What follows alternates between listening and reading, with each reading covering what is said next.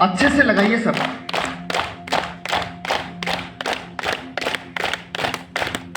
Side maintain.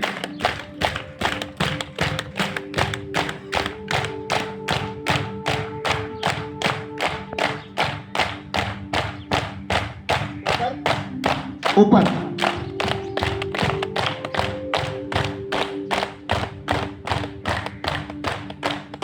सामने,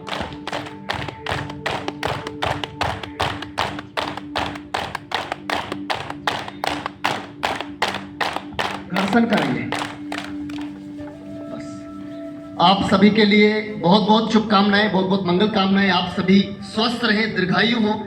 आप सभी के उज्जवल भविष्य के लिए ईश्वर से मेरी प्रार्थना है। खूब खूब बधाई, मंगल कामनाएं। धन्यवाद।